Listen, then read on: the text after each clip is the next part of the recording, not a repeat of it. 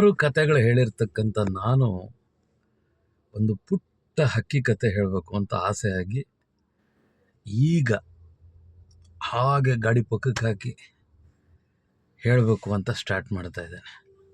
ಈ ಕತೆ ಮಕ್ಕಳಿಗ, ದೊಡ್ಡವ್ರಿಗ, ವಯಸ್ಸಾದವ್ರಿಗ, ಸ್ವಾರ್ಥಿಗಳ್ಗ, ನಿಸ್ವಾರ್ಥಿಗಳ್ಗ, ಯೋಚನೆನೇ ಮಾಡದೇ ಇರೋರ್ಗ, ಯೋಚನೆ ಮಾಡೋರ್ಗ, ಅದು ನಿಮಗೆ ಬಿಟ್ಟಿರ್ತಕ್ಕಂಥ ವಿಷಯ.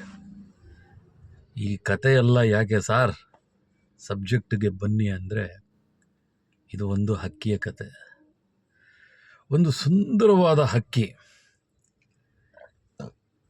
ಹಕ್ಕಿಗಳೆಲ್ಲ ಆಲ್ಮೋಸ್ಟ್ ಸುಂದರವಾಗೇ ಇರುತ್ತೆ, ನೋಡೋ ಮನಸ್ಸಿರ್ಬೇಕಷ್ಟೆ. ಅಂಥ ಹಕ್ಕಿ ಒಂದು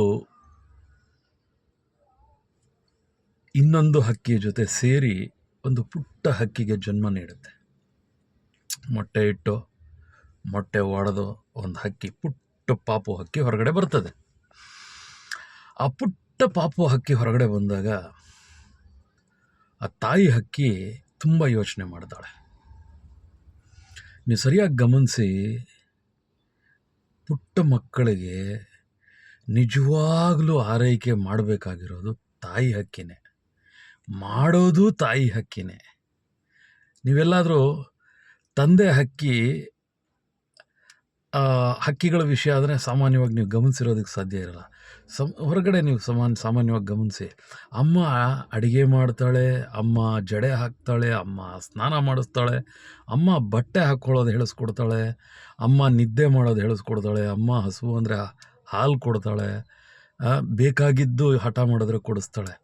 ಅಪ್ಪ ಇದನ್ನೆಲ್ಲ ಪೂರಕವಾಗಿ ಒದಗಿಸೋ ಕೆಲಸ ಮಾಡ್ತಿರ್ತಾನೆ. ಮೇಲ್ಜವಾಬ್ದಾರಿ ಏನು ಹೇಳಿ, ಮೇಲ್ಜವಾಬ್ದಾರಿ ಅಷ್ಟೇ ಮಾಡೋದು ಅಪ್ಪ.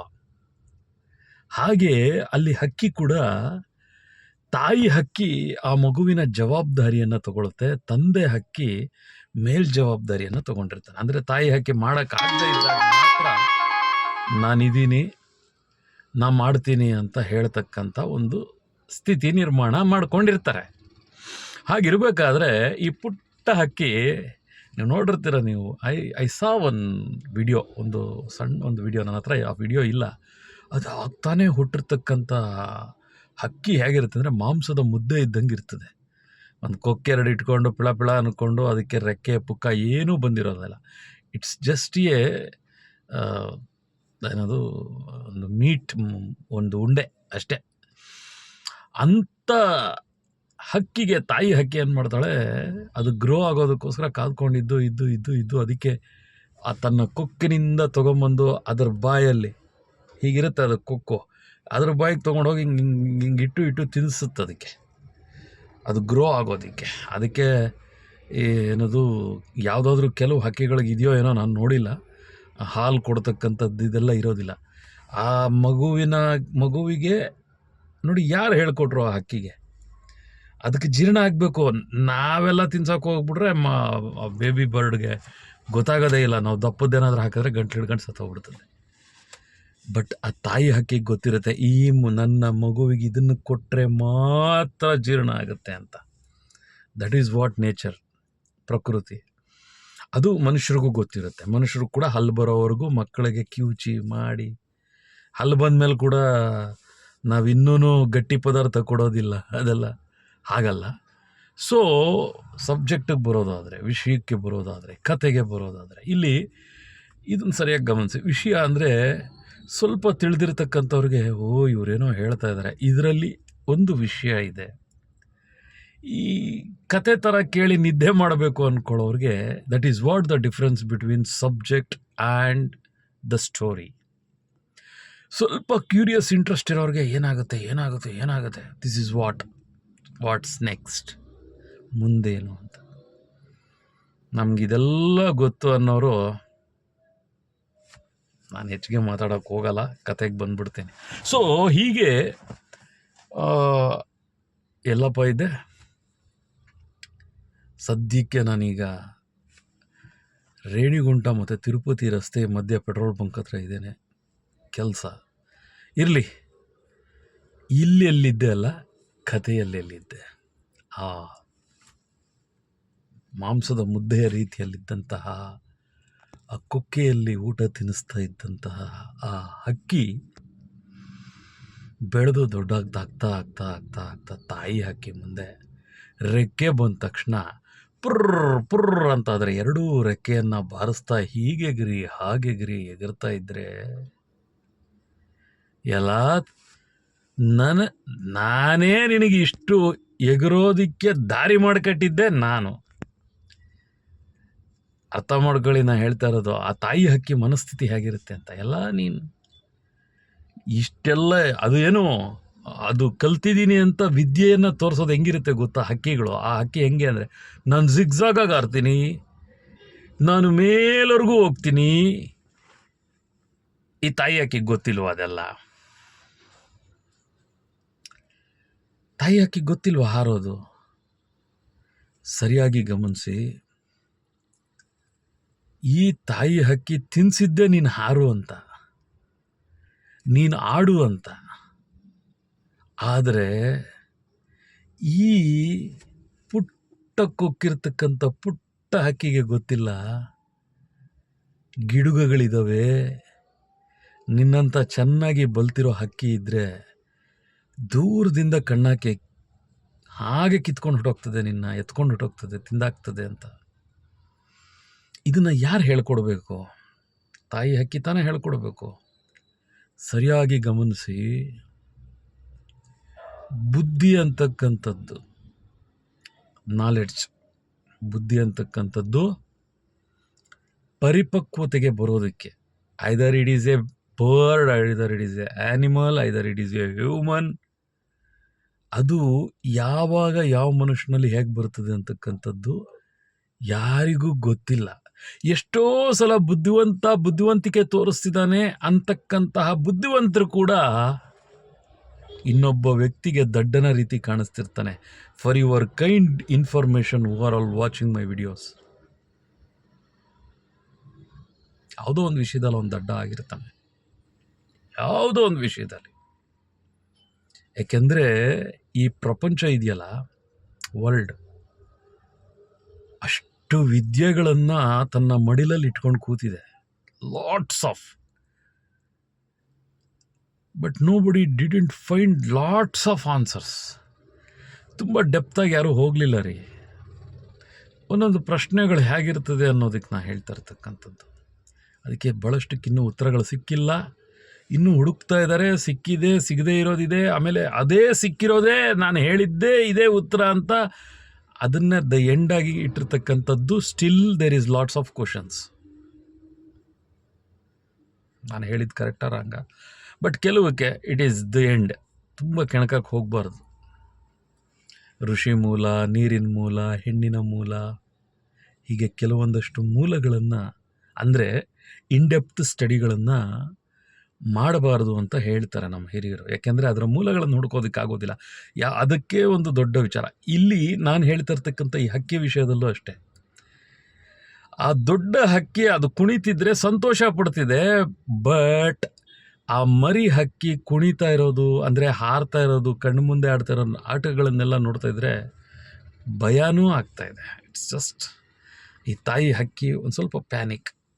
ಅಯ್ಯೋ ಮುಂಡೆದೆ, ಇದು ಏನಪ್ಪ ಹಿಂಗಾಡ್ತಿದೆ ಇದು, ನಾನು ಚೂರು ಯಾಮಾರೆ ಅಕಸ್ಮಾತ್ ಬಿಟ್ಟುಬಿಟ್ರೆ, ಇದೆಲ್ಲಾದರೂ ಒಂದು ಚೂರು ಹಂಗೆ ಹೋಗ್ಬಿಟ್ರೆ, ಯಾವುದಾದ್ರೂ ಹಸ್ದುಕೊಂಡಿರ್ತಕ್ಕಂಥ ಗಿಡಗ ಇದನ್ನು ನೋಡಿಬಿಟ್ರೆ, ಅಥವಾ ಯಾವುದಾದ್ರೂ ಹದ್ದುಗಿದ್ದು ನೋಡಿಬಿಟ್ರೆ, ಅಥವಾ ಇನ್ಯಾವುದಾದ್ರೂ ಒಂದು ಹಕ್ಕಿಯನ್ನು ತಿಂತಕ್ಕಂತಹ ಬೇಟೆ ಮಾಡ್ತಕ್ಕಂಥ ಪಕ್ಷಿ ನೋಡಿಬಿಟ್ರೆ ಅಂತ. ಒಂದು ಗಾದೆ ಇದೆಯಲ್ಲ, ಏನದು, ಅದೇನಕ್ಕೋ ಆಟ, ಇಲ್ಲಿಗೆ ಬೆಕ್ಕಿಗೆ ಆಟ, ಇಲ್ಲಿಗೆ ಪ್ರಾಣ ಸಂಕಟ ಅಂತ. ಬೆಕ್ಕು ಆಟ ಆಡ್ತಿರ್ತದೆ, ಆದರೆ ಅದರ ಆಟ ಇಲಿ ಇರೋ ಜಾಗದಲ್ಲಿ ಅದರದ್ದು ಆಟ ಆಡ್ತಿದ್ರೆ, ಅದು ಆಟ ಆಡ್ತಿದ್ಯೋ, ಇದಕ್ಕೆ ಬೇಟೆ ಆಡಕ್ಕೆ ಬರ್ತಿದ್ಯೋ, ಟಾಮ್ ಅಂಡ್ ಜೆರಿ ನೋಡಿರ್ತಿರಲ್ಲ, ತಿನ್ನಕ್ಕೆ ಬರ್ತಿದ್ಯೋ, ಆಟ ಆಡ್ಕೊತಾ ಇದೆಯೋ, ಅದು ಹೊಟ್ಟೆ ತುಂಬಿದೆಯೋ ಇಲ್ವೋ, ಇಲ್ಲಿಗೆ ಹೆಂಗೆ ಗೊತ್ತಿರ್ತದೆ? ಅಡ್ಕೊಂಡು ಕೂತಿರ್ಬೇಕಲ್ಲ. ಸೊ ಹೀಗೆ ಸ್ನೇಹಿತರೆ, ಎಲ್ಲರೂ ಕಷ್ಟ ಬಿದ್ದಿದ್ದಾರೆ ಪ್ರಪಂಚದಲ್ಲಿ, ಎಲ್ಲರೂ ಬೀಳ್ತಾ ಇದ್ದಾರೆ, ಎಲ್ಲರೂ ಬೀಳ್ತಾರೆ, ಬೀಳಲೇಬೇಕು. ಸುಲಭಕ್ಕೆ ಯಾವುದೂ ಬರೋದಿಲ್ಲ ಅಂತ ದೊಡ್ಡವ್ರು ಹೇಳಿರ್ತಕ್ಕಂಥ ಮಾತು. ಹಾಗೆ ಈ ಕಲ್ತಿರ್ತಕ್ಕಂತಹ ಹಕ್ಕಿ, ತಾಯಿ ಹಕ್ಕಿ ಎಷ್ಟು ಕಷ್ಟಪಟ್ಟಿದ್ರೆ ಅದು ತಾಯಿ ಆಗೋದಕ್ಕೆ ಸಾಧ್ಯ. ಆ ಏಜ್ವರೆಗೂ ಇನ್ನೊಂದು ಗಿಡಗಕ್ಕೆ ಸಿಗದಿರ, ಇನ್ನೊಂದು ಬೇಟ ಆಡ್ತಕ್ಕಂಥ ಒಂದು ಹಕ್ಕಿಗಳಿಗೆ ಸಿಗದಿರ ಅದು ದೊಡ್ಡದಾಗಿ ಅದು ಸಂಸಾರ ಮಾಡಿ ಅದು ಇನ್ನೊಂದು ಮರಿಯನ್ನು ಹುಟ್ಟಿಸಿದೆ. ಅದಕ್ಕೆ ಬುದ್ಧಿ ಇದೆ, they know what is life ಅಂತ. ಆದರೆ ಈ ಪಿಳ್ಳೆ ಹಕ್ಕಿಗೆ ಇನ್ನೂ ಅನುಭವಗಳಾಗಿಲ್ಲ.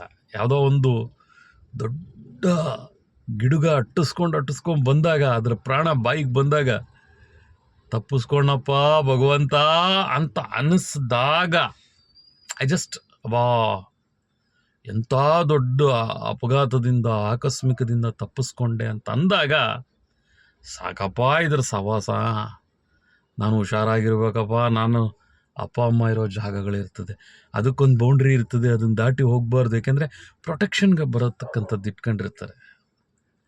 ಇದು ಯಾಕೆ ಈ ಮಾತು ಹೇಳಿದೆ? ಜೀವನದ ಅನುಭವ ಹೇಳಿಸ್ಕೊಡ್ತಕ್ಕಂಥ ಕೆಲವು ಕಥೆಗಳು ಇದು. ಇಟ್ ಈಸ್ ಅನ್ ಎಕ್ಸಾಂಪಲ್, ಉದಾಹರಣೆಗಳು. ಇದು ತುಂಬ ಹೇಳುತ್ತೆ. 1990ರಿಂದ 2000ವರೆಗೂ, ಆ 10 years ಏನು ಬರುತ್ತೆ, 92 2000, 1990ರಿಂದ 10 ವರ್ಷ ನಾವು ಕಂಡ ಜೀವನ. 1900 ಏನೋ ಹೇಳಿದ್ದು, 1800, ಕ್ಷಮಿಸಿ ಲೆಕ್ಕ ಏನೋ ತಪ್ಪಾಗ್ತಿದೆ, 1980ರಿಂದ 1990ವರೆಗೂ ಒಂದು 10 ವರ್ಷ. ಆ 1990ರಿಂದ 2000 ಒಂದು 10 ವರ್ಷ, 20 ವರ್ಷ.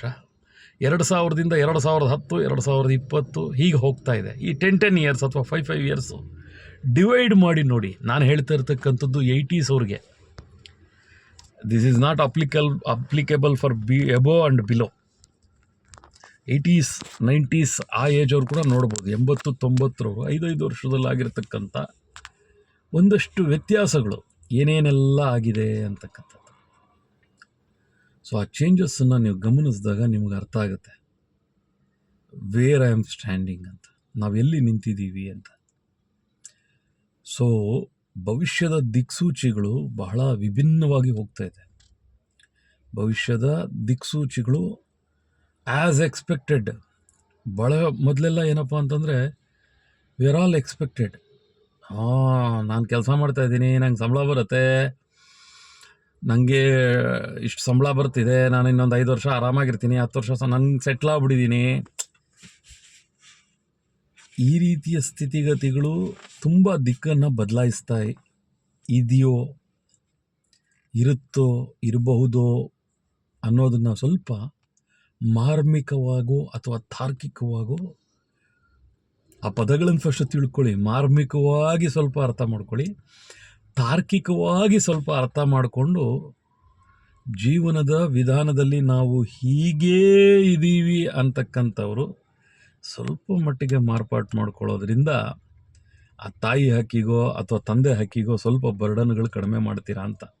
ಇನ್ನು ಹಾಗೆ ರೆಕ್ಕೆ ಬಿಟ್ಕೊಂಡು ಪುರ್ರ ಅಂದ್ಕೊಂಡು ನಾನು ಹಂಗೆ ಆಡ್ತಿದ್ದೀನಿ, ಹಿಂಗಿರ್ತಿದ್ದೀನಿ ಅಂದ್ಕೊಂಡು ಆ ಥರದ ಸ್ಥಿತಿಗತಿಗಳು ಮುಂದಕ್ಕೆ ಇರುತ್ತೆ. ನಾವು ನೋಡೋದು ಹೇಗೆ ನೋಡ್ತೀವಿ ಹಾಗೆ ಅಂತ. ಬಟ್ ಸೂಕ್ಷ್ಮವಾಗಿ ಗಮನಿಸಿದಾಗ ಆಗ್ತಾ ಇರ್ತಕ್ಕಂಥ ಬದಲಾವಣೆಗಳು ಒಂದು ಎಚ್ಚರಿಕೆಯ ಗಂಟೆ ಆಗಿರಬೇಕು ಅನ್ನೋದನ್ನು ಹೇಳ್ತೇನೆ. ವಿಶೇಷವಾಗಿ ಯುವ ಪೀಳಿಗೆ, ಯಂಗ್ಸ್ಟರ್ಸ್ ಜವಾಬ್ದಾರಿಯುತವಾದ ಸ್ಥಾನದಲ್ಲಿದ್ದು ಆ ತಾಯಿಯ ಒಂದು ಆ ದುಗುಡ ಇದೆಯಲ್ಲ, ಹೆಂಗೆಂಗೋ ಹೊಟ್ಟೋಗ್ತಾ ಇರ್ತಕ್ಕಂಥ ಜೀವನಗಳನ್ನು ಹರಿದು ಹೋದ ಗಾಳಿಪಟಗಳಾಗ್ದಿರ ಅದನ್ನು ಆ ಸೂತ್ರವನ್ನು ಕೈಯಲ್ಲಿ ಹಿಡ್ಕೊಂಡಾಗ ಆ ಪೇರೆಂಟ್ಸ್ ಕೈಯಲ್ಲೇ ಇದ್ದರೆ that it can give very good impact ಅನ್ನೋದು ನನ್ನ ಭಾವನೆ. ಈ ಕತೆ ನಿಮಗೆ ಹೇಗೆ ಹಿಡಿಸ್ತು, ಏನು ಅರ್ಥ ಮಾಡ್ಕೊಂಡ್ರಿ, ಏನು ಅರ್ಥ ಆಯಿತು ನನಗೆ ಗೊತ್ತಿಲ್ಲ.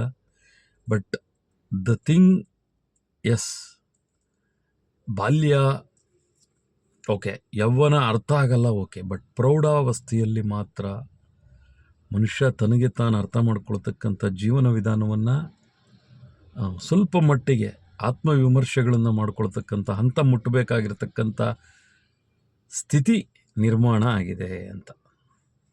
ಚಾರ್ಜಿಂಗ್ ಮುಗ್ದಿದೆ ಲೈಟ್ಸು. ಗುಡ್ ನೈಟ್ ಅಪ್ಪ ಎಲ್ಲರಿಗೂ ಕೂಡ. Good night. Thanks for watching ISTA ಇಷ್ಟ. ಮತ್ತಷ್ಟು ಕಥೆಗಳು, ಮತ್ತಷ್ಟು ವಿಭಿನ್ನವಾದಂತಹ ಹೊಸ ಹೊಸ ವಿಷಯಗಳು, ಇನ್ನೂ ಹೊಸ ಹೊಸ ಪ್ರದೇಶಗಳನ್ನು ತೋರಿಸ್ತೇನೆ.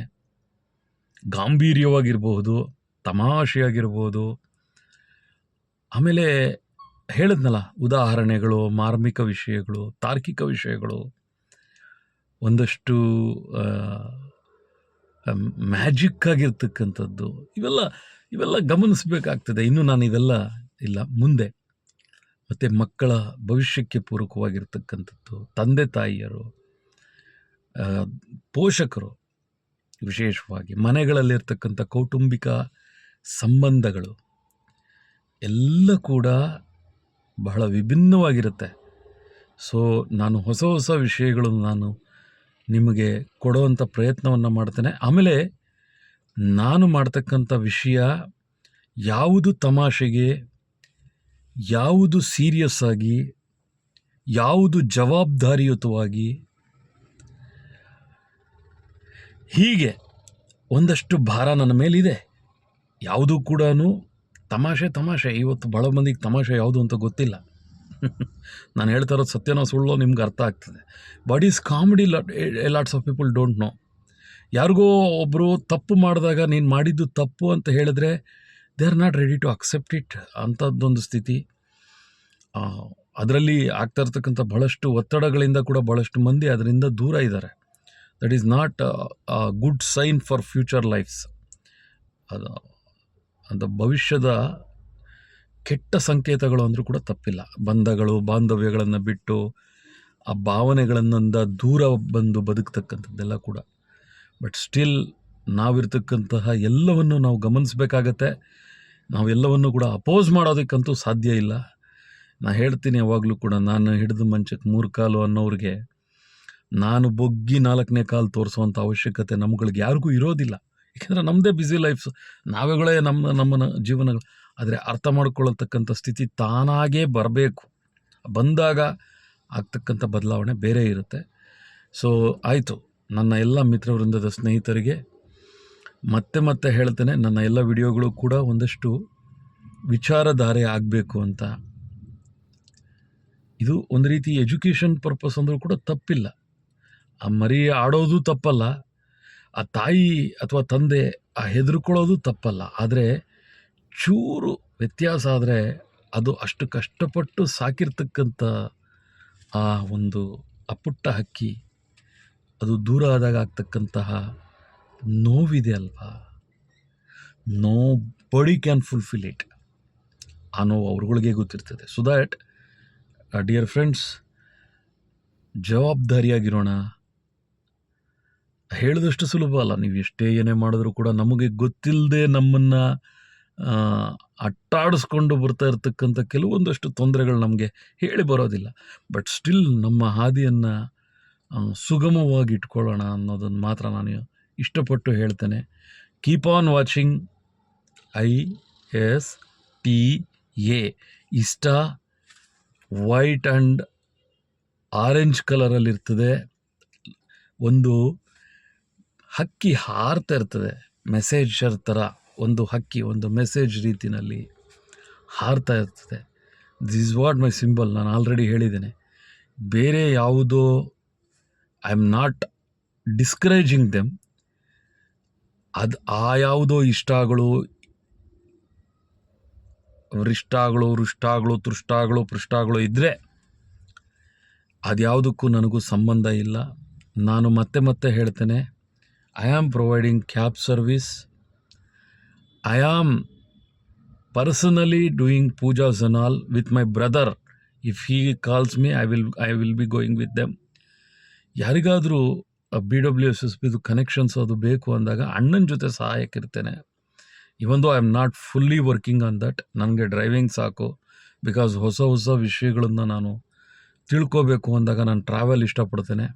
Apart from that, some people if they ask, I am giving counselling about the values of relationships and all. The personally who needed, I have what I learnt, and the mentally disturbed persons, is there any one depressed, ಅವರು ಯಾತಕ್ಕೆ ಆ ರೀತಿ ಇದ್ದಾರೆ ಅಂತ ತಿಳ್ಕೊಂಡು ಅದಕ್ಕೆ ಯಾವುದೇ ರೀತಿಯ ಔಷಧ ಇರೋದಿಲ್ಲ. I am not giving any medicines an all, but ಮಾನಸಿಕವಾಗಿ ಅವರಿಗೆ ಧೈರ್ಯವನ್ನು ಕೊಡ್ತಕ್ಕಂಥ ಕೆಲಸವನ್ನು ಮಾಡ್ಬೋದು. ಇದು ಈ ರೀತಿ ಕೆಲಸಗಳಿರ್ತದೆ ಬಿಟ್ಟರೆ ಅಪಾರ್ಟ್ ಫ್ರಮ್ ದಟ್ ಬೇರೆ ಯಾವುದೂ ಇಲ್ಲ. ನನ್ನ ಕೆಲಸ, ನನ್ನ ವೃತ್ತಿ ಇಷ್ಟು ಮಾತ್ರ ಈಗ ನಡೀತಾ ಇರತಕ್ಕಂಥದ್ದು. ಬೇರೆ ಏನೇ ಇದ್ದರೂ ಕೂಡ ನಾನು ನಿಮಗೆ ನೇರವಾಗಿ ತಿಳಿಸ್ತೇನೆ. ನನ್ನ ನಂಬರ್ 9916774543. ಸರಿಯಾಗಿ ಕೇಳಿಸ್ಕೊಳ್ಳಿ, ಇದೇ ನಂಬರು. ಈ ನಂಬರ್ ನನ್ನ ಹತ್ರ ಇದೆ. ಬೇರೆ ಯಾವುದೇ ನಂಬರ್ನಿಂದ ಯಾರಾದರೂ ನನ್ನ ಹೆಸರಿನಲ್ಲಿ ದಯವಿಟ್ಟು ನಿಮ್ಗೆ ಯಾರಿಗಾದರೂ ಫೋನ್ ಮಾಡೋ ಅಥವಾ ಇನ್ಯಾವ ರೀತಿಯಲ್ಲಾದರೂ ತೊಂದರೆ ಮಾಡಿದ್ರೆ ನೇರವಾಗಿ ಯಾವ ನಂಬರಿಂದ ಬಂದಿದೆಯೋ ಅವರ ನಂಬರ್ನ ಹಿಡ್ಕೊಂಡು ಪೊಲೀಸ್ ಸ್ಟೇಷನ್ಗೆ ಧಾರಾಳವಾಗಿ ಹೊರಟು ಬಿಡಿ. Okay, so that why because I got one small person called me and informed, but ಅದೇನು ದೊಡ್ಡ ವಿಷಯ ಆಗಿಲ್ಲ. ಬಟ್ ಮುನ್ನೆಚ್ಚರಿಕೆಯಾಗಿ ನಾನು ಹೇಳ್ತಾ ಇರ್ತಕ್ಕಂಥದ್ದು, is there any one called on behalf of my name, kindly take your own responsible for that issue. Kindly disconnect that number communications. Don't be misguided with those words, the people wordings. Okay, so keep on watching ರೀ. ನಿಮ್ಗೆ ಇಷ್ಟ ಇದ್ದರೆ ಇಷ್ಟ ಪೇಜನ್ನು ನೋಡಿ, ಇಷ್ಟ ಇಲ್ಲ ಅಂದರೆ ಬಲವಂತವಾಗಿ ನೋಡಿ ಅಂತ ಹೇಳೋದಿಲ್ಲ.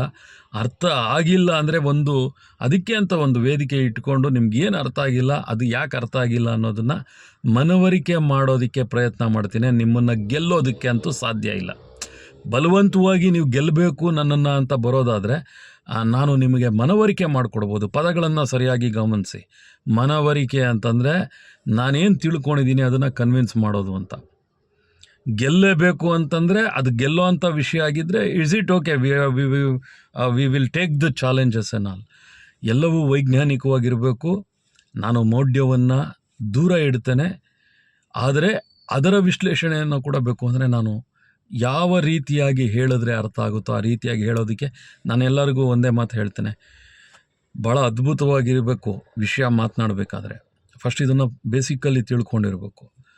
ಒಂದು ಪ್ರಶ್ನೆ ಕೇಳೋದು ಸುಲಭ, ಅದಕ್ಕೆ ಉತ್ತರ ಎಲ್ಲದಕ್ಕೂ ಇಮ್ಮಿಡಿಯೇಟ್ ಉತ್ತರಗಳಿರೋದಿಲ್ಲ. ಒಂದು ಬೀಜವನ್ನು ಇಟ್ಟರೆ ಅದು ಮರ ಆದರೆ ಅದು ಹಣ್ಣು ಕೊಡುತ್ತಾ ಇಲ್ವಾ ಅಂತ ತಿಳ್ಕೊಳ್ಳೋದಕ್ಕೆ ಮರ ಆಗಿ ಹೂ ಬಿಟ್ಟು ಕಾಯಿ ಬಂದ್ರೇ ಅದು ಆ ಬೀಜ ಇಟ್ಟಿರೋದು ಇದೇ ಮರ ಇದೇ ಹಣ್ಣು ಬಿಟ್ಟಿದೆ ಅಂತ ಪ್ರೂವ್ ಆಗೋದಕ್ಕೆ it takes A long time. ಹಾಗೆ ಯಾವ ಒಂದು ವಿಷಯ ಆದರೂ ಪ್ರೂವ್ ಆಗಬೇಕು ಅಂತಂದರೆ ಅಷ್ಟು ಸುಲಭಕ್ಕೆ ಆಗ್ತಕ್ಕಂಥದ್ದಲ್ಲ. ಬಟ್ ಅದಕ್ಕೆ ಸಪೋರ್ಟಿಂಗಾಗಿ ಏನಿದ್ರೂ ಕೂಡ ಅದು ಅಲ್ಲಿಗೆ ಪ್ರೂವ್ ಆಗಿಬಿಡ್ತದೆ. ಎರಡು ಭಾಳ ಅದ್ಭುತವಾದದ್ದು ನಮ್ಮ ನ್ಯಾಯ ವ್ಯವಸ್ಥೆಯಲ್ಲಿರ್ತಕ್ಕಂಥದ್ದು. Because I am a small diploma holder of legal.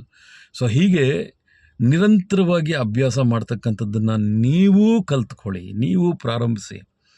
ನಾನು ಹೇಳದ್ನಲ್ಲ, ದೇಶವನ್ನು ಸುತ್ತು ಕೋಶವನ್ನು ಓದು ಅಂತ. ದೇಶ ಸುತ್ತಿದ್ರೆ ಎಲ್ಲ ಕಲ್ತು ಬಿಡ್ತೀವಿ ಅಂತಲ್ಲ, ಕೋಶ ಓದಿದ್ರೆ ಎಲ್ಲ ಕಲ್ತು ಬಿಡ್ತೀವಿ ಅಂತಲ್ಲ. ಕೋಶವನ್ನು ಯಾವ ವಿಧವಾಗಿ ಓದಬೇಕು ಅನ್ನೋದನ್ನು ಕೂಡ ನಿರಂತರವಾಗಿ ಅಭ್ಯಸಿಸಬೇಕಾಗತ್ತೆ. ಸೊ ನಾನು ಎಲ್ಲರಿಗೂ ಕೂಡ ಗುಡ್ ನೈಟನ್ನು ಹೇಳ್ತಾ, ಶುಭರಾತ್ರಿಯನ್ನು ಹೇಳ್ತಾ ಈ ಒಂದು ಸಣ್ಣ ವಿಡಿಯೋವನ್ನು ಮುಗಿಸ್ತಾ ಇದ್ದೇನೆ. Thank you.